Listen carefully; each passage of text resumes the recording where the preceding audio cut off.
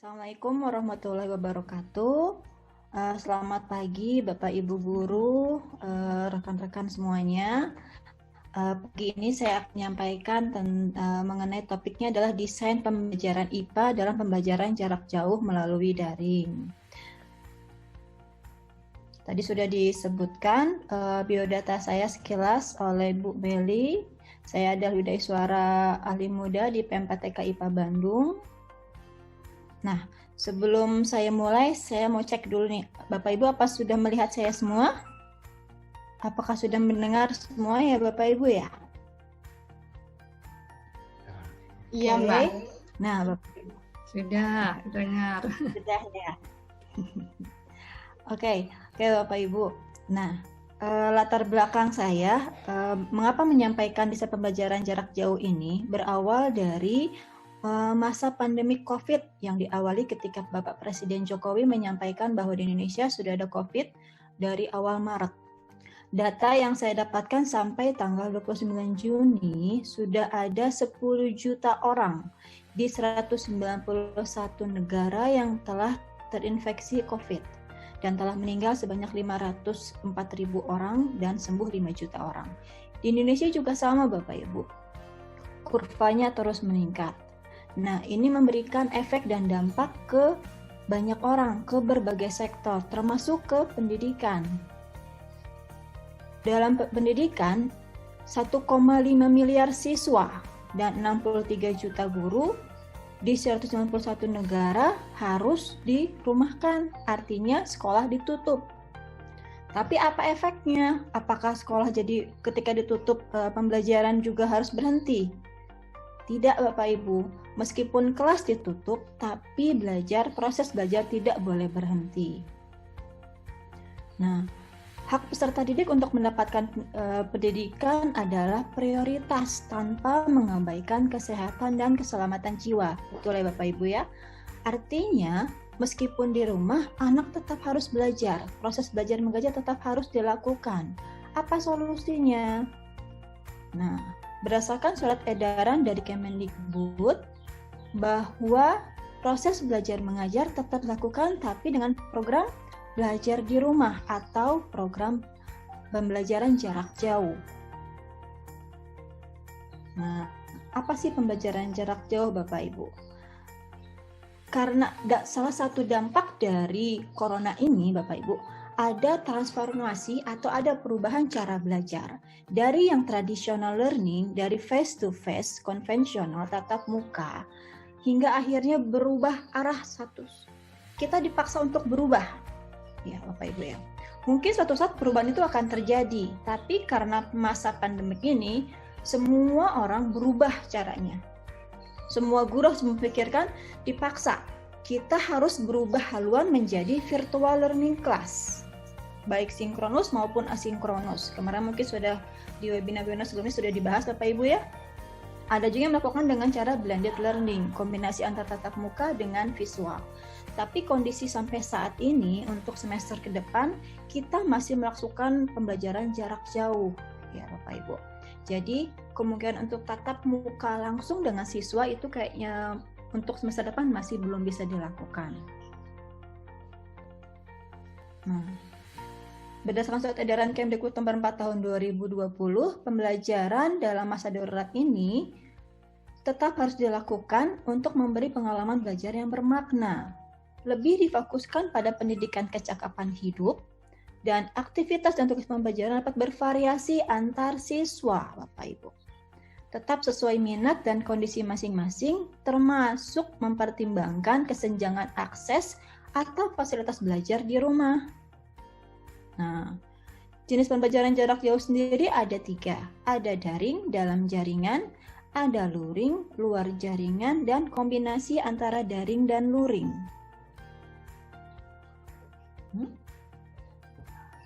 Ya, lalu Bapak Ibu, pembelajaran jarak jauh melalui jaringan atau daring. Nah, untuk melaksanakan PJJ daring Bapak Ibu tentunya ada beberapa persyaratan yang harus dilakukan. Ada harus yang dicek Bapak Ibu.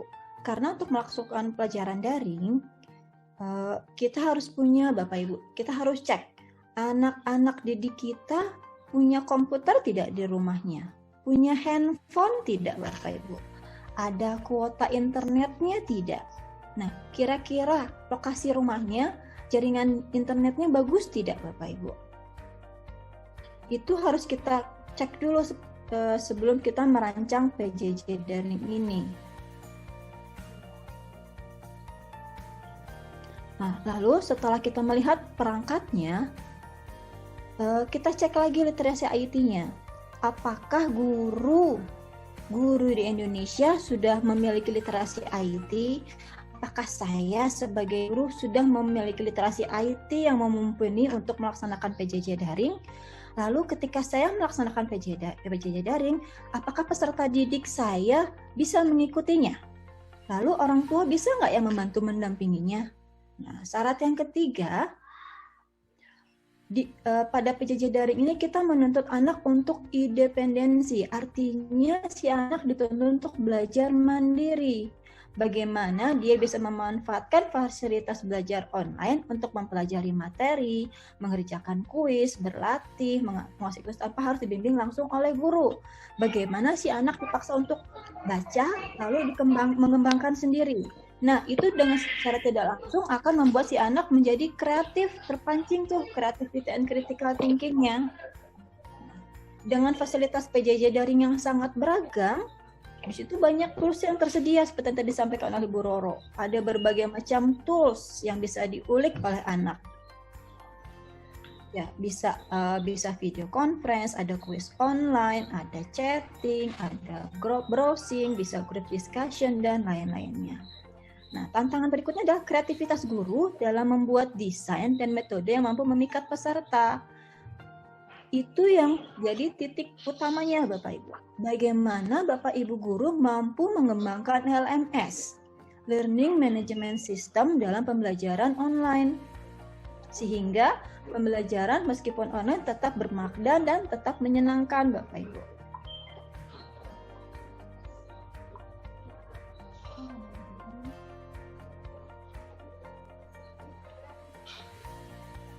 Nah, kemarin Bapak Ibu ketika tiba-tiba pemerintah memutuskan, kalau nggak salah itu kejadiannya setelah UTS ya Bapak Ibu ya. Setelah UTS itu termasuk anak saya juga, anak-anak diputuskan untuk belajar di rumah Bapak Ibu. Otomatis guru yang tanpa persiapan tentu panik nih Bapak Ibu. Aduh, gimana nih? Saya belum mempersiapkan apapun ya. Tiba-tiba anak harus belajar di rumah. Guru baru mempersiapkan untuk pelajaran tatap muka, dia belum punya bekal. Jadi 3 bulan kemarin itu mungkin bagaikan gimana ya? Bagaikan kita menerbangkan pesawat sambil membangun pesawat itu. Betul nggak Bapak Ibu perasaannya seperti itu? Ya, jadi guru-guru dipaksa melakukan pembelajaran jarak jauh tanpa ada persiapan.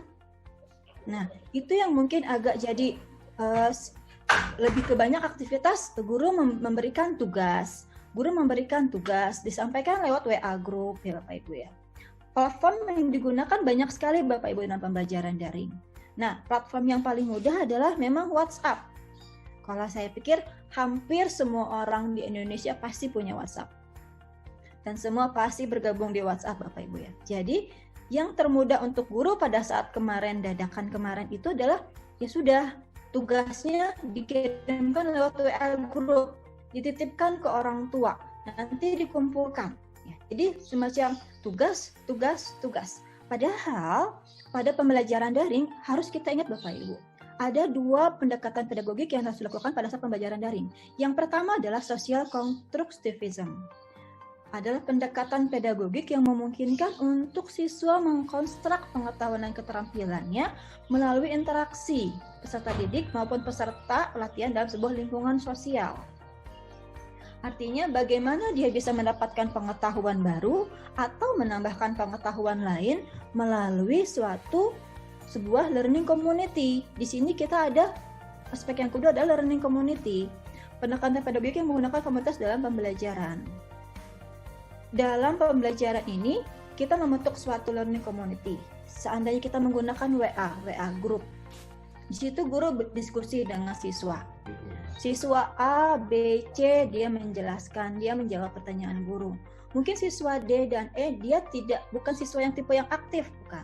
Dia hanya diam, dia hanya melihat. Tapi bukan berarti dia tidak belajar.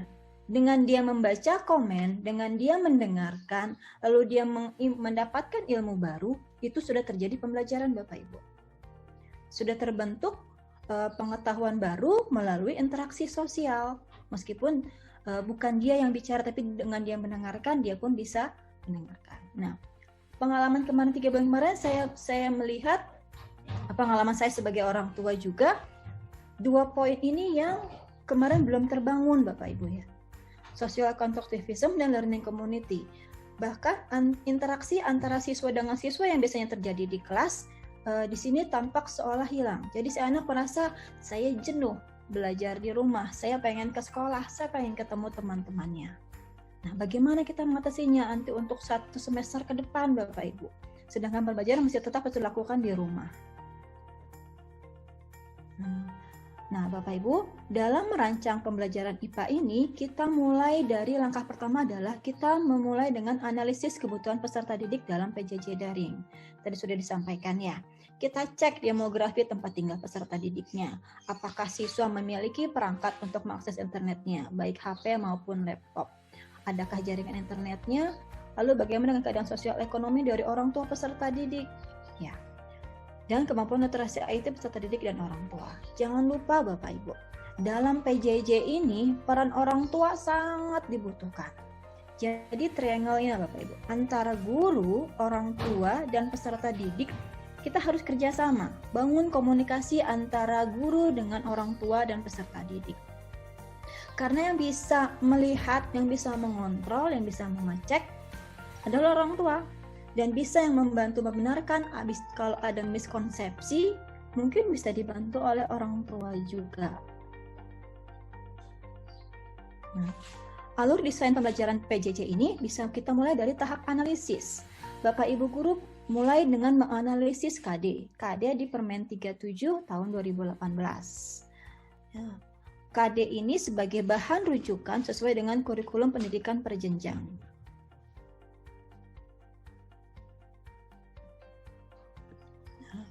Lalu kita tentukan materi esensial yang seperti kemarin sudah disampaikan. Ada substansi materi esensial ditentukan dengan menitik beratkan kebutuhan materi inti, penyesuaian materi yang berada pada lingkup yang sama sehingga menjadi satu kesatuan. Lalu kita tentukan pendekatan yang mau kita pakai apa Bapak Ibu. Disesuaikan dengan kondisi peserta didik. Ya. Kalau tadi pada saat kita menganalisis kebutuhan peserta didik, kita nanti akan bisa mengelompokkan kira-kira anak-anak ini dari 30 peserta didik Bapak Ibu, kita akan bisa mengelompokkan. Oh, yang 20 orang ini dia memiliki komputer, jaring internetnya bagus. Oh, bisa nanti saya kelompokkan, mereka bisa menjadi grup, bisa melalui daring. Lalu yang ini akses rumahnya jauh, nggak ada internet, orang tuanya kan sosial ekonominya kurang baik. Nah, itu gimana? Nah, bisa kita desain menjadi pembelajaran luring. Ya Bapak Ibu ya. Jadi, hasil analisis yang tadi ini Bapak Ibu,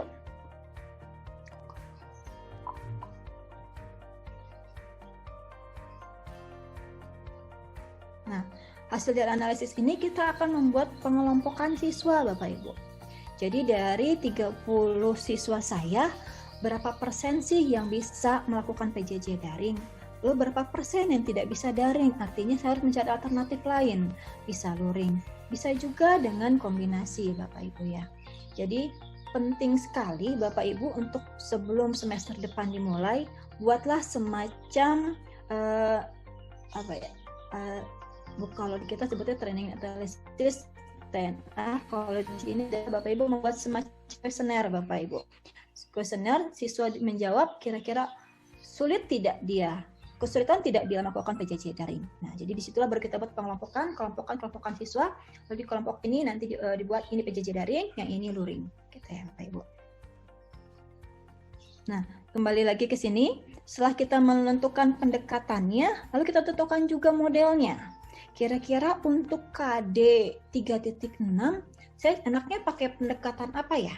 Ketika saya mau menjelaskan zat aditif, kira-kira saya enaknya pakai model apa ya?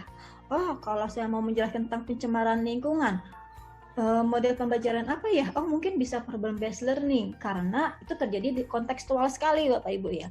Jadi dia bisa melihat, oh ada masalah sampah yang menumpuk, sungai yang tercemar. Itu yang sering dia lihat, yang sering dia tonton. Nah, itu bisa kita pakai problem based learning. Jadi sehingga KD-nya yang jadi bahan rujukannya, yang jadi harus menjadi target tujuan pembelajarannya tetap tercapai melalui proses pembelajaran, model pembelajaran yang menarik Bapak Ibu. Nah, tahap terakhir adalah assessment. Jangan lupa Bapak Ibu. Desain assessment yang dilakukan juga pada PJJ daring ini tetap harus memenuhi penilaian untuk as learning, for learning, dan off learning. Disesuaikan dengan desain pembelajarannya. Nah, di sini Bapak Ibu kita bisa lihat model pembelajaran jarak jauh daring ini mulai dari pada saat pengembangan diri. Lalu ada peer learning, desain pembelajaran online, desain RPP, strateginya seperti apa, fasilitasi pembelajaran online, assessment, dan feedback-nya. Peran guru pada saat pengembangan diri, yuk gimana ya caranya gitu. Saya pengen melaksanakan PJJ daring. Berarti apa yang saya harus mulai? Oh, berarti saya harus meningkatkan kemampuan IT saya sebagai guru. Saya harus bisa lebih mengoptimalkan pemanfaatan. Saya punya laptop nih, tapi saya nggak tahu cara pakainya. Saya biasanya diketikin. Nah, saat ini Bapak Ibu dipaksa untuk belajar. Yuk, berubah. Saya harus bisa lebih maksimalkan literasi digitalnya. LMS banyak Bapak Ibu.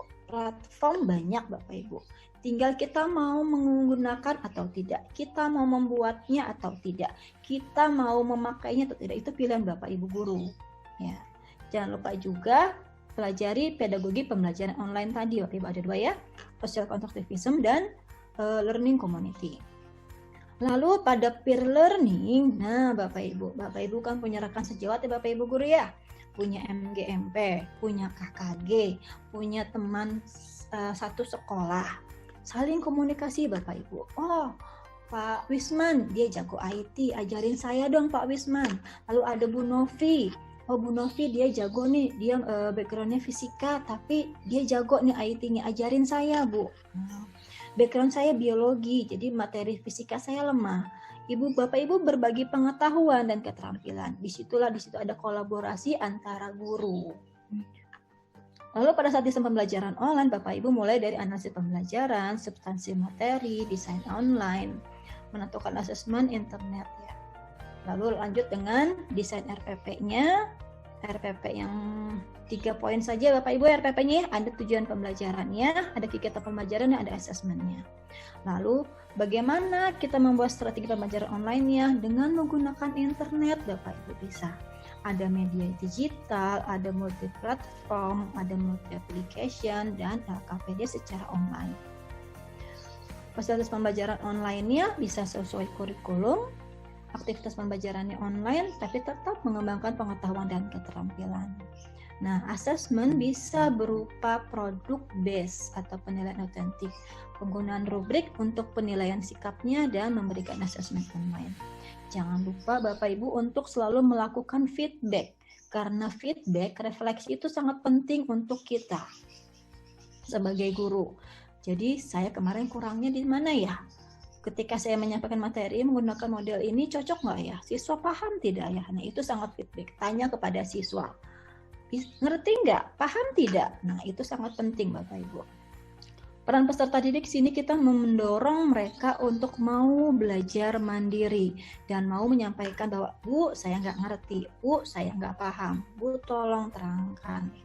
Tetap jadi peran peserta didik sini kita menyemangati mereka, yuk sama-sama belajar mandiri menggunakan internet, coba browsing, coba praktek sendiri, Ibu berikan contoh videonya atau coba giring mereka, yuk sama-sama lihat video ini, kira-kira kamu belajar apa dari sana. Nah, jangan lupa Bapak Ibu untuk mengajak orang tua untuk sama-sama belajar. Jadi jangan lupa bahwa pendidikan juga tidak lepas dari peran pengawasan orang tua di rumah, Bapak Ibu. Jadi pendidikan bukan satu-satunya tanggung jawab guru, tapi tanggung jawab kita semua, baik guru, orang tua maupun lingkungan sekitar. Nah, pada saat Bapak Ibu merancang mulailah dari mengidentifikasi masalah. Belajar berbasis masalah, peserta didik bisa mengidentifikasikan permasalahan dan memecahkan permasalahan disajikan dalam pembelajaran. Lalu desain aktivitasnya, Bapak Ibu. Kalau saya punya KD pemisahan campuran, gimana ya saya ngajarinnya ya? Kalau saya mau si anak paham perbedaannya unsur senyawa dan campuran, saya kasih contoh apa ya pembelajarannya, aktivitasnya ya? Itu dirancang, Bapak Ibu. Lalu identifikasi permasalahan pembelajarannya. Ketika si anak, saya udah praktek Bu, saya udah baca, tapi kok saya nggak paham-paham ya? Nah, cari tahu di mana permasalahannya di situ. Lalu belajar berkomunitas yang seperti tadi sudah disampaikan tentang learning community. Mungkin ketika kita yang sebagai guru menerangkan, siswa nggak ngerti, nggak paham, tapi dia bisa paham dari penjelasan temannya. Bisa saja Bapak Ibu. Mungkin dia bisa dapat paham ketika ada presentasi kelompok, itu bisa saja. Itulah pentingnya learning community. Terakhir adalah refleksi dan feedback.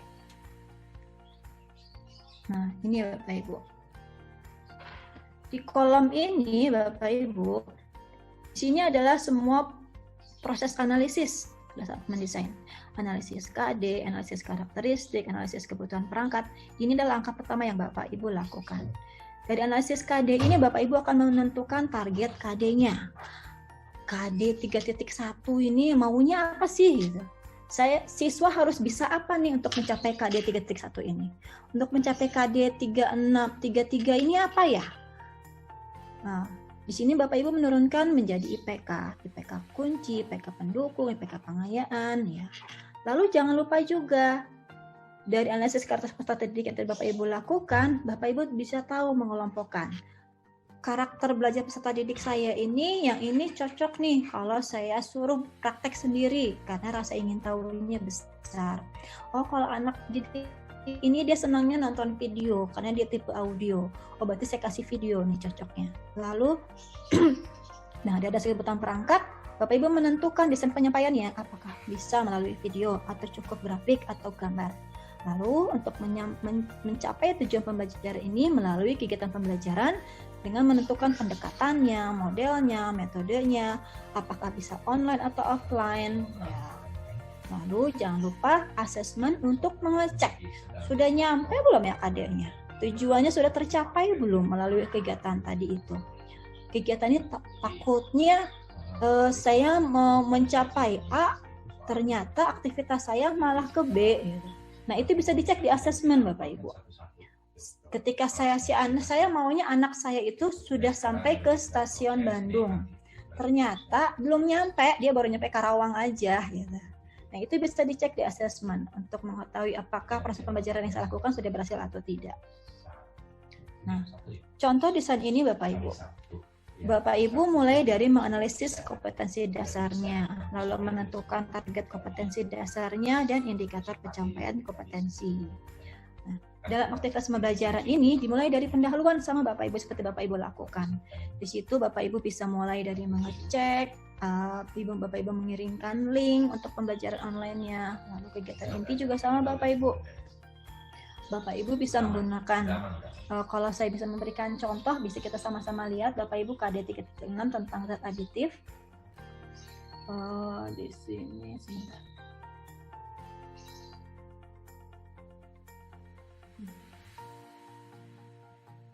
Nah, kalau saya boleh kasih contoh pada di pembelajaran KD 3.6, contoh yang IPA-nya ya Bapak Ibu ya, tapi bisa digunakan untuk mapel yang lain juga.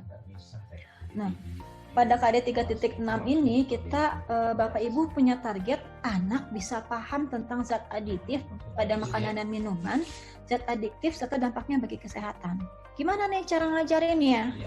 Ya, Bapak Ibu, anak-anak sudah bisa baca, dia sudah bisa membedakan. Bapak Ibu kasih link, anak-anak baca, amati video, ya Bapak Ibu bisa. Di situ kasih video tentang makanan-makanan tuh, ada yang berpengawet, ada yang kasih pewarna, ya Bapak Ibu ya. Si anak baca, si anak pahamin.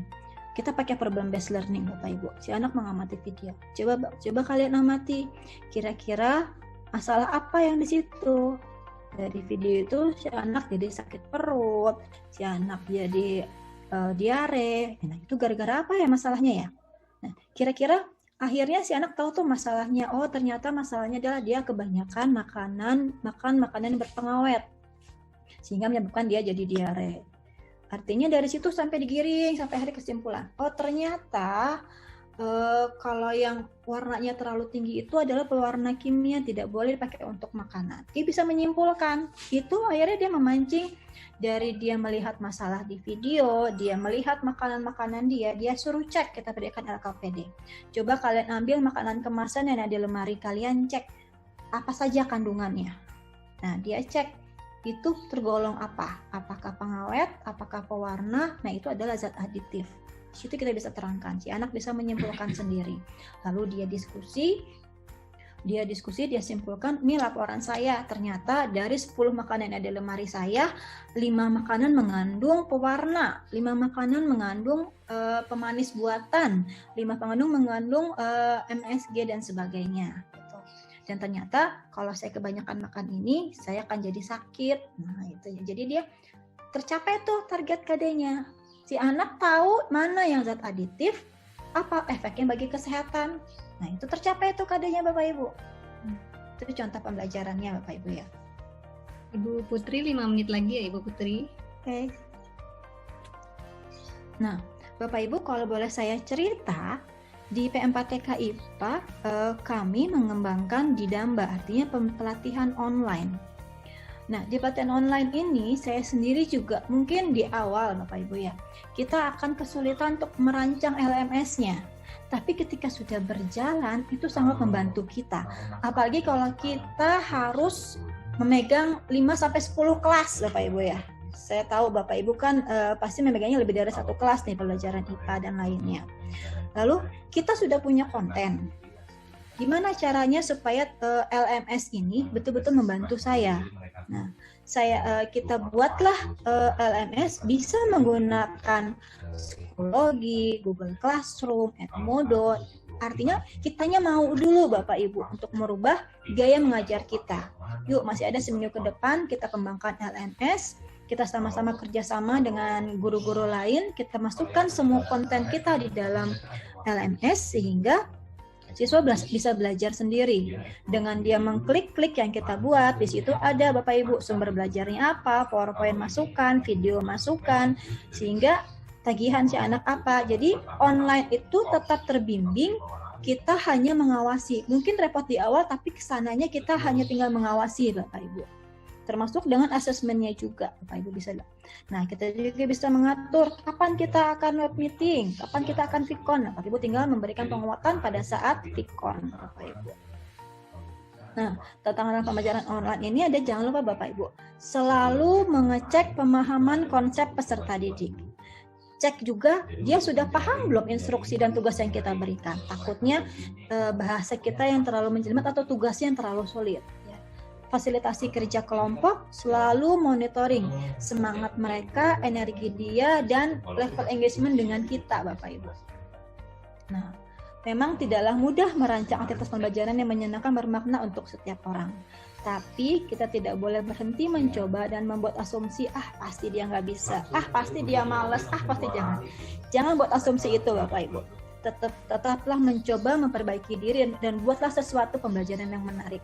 Mintalah selalu feedback dari semua hal baru yang kita lakukan di kelas sehingga akan membuat kita menjadi lebih baik, dan lebih baik. Nah, kita rubah paradigma sama-sama Bapak Ibu bahwa pembelajaran tatap muka dan pembelajaran daring tetap dapat memiliki kualitas yang sama sehingga tidak merugikan peserta didik. Demikian presentasi dari saya ucapkan terima kasih. Assalamualaikum warahmatullahi wabarakatuh.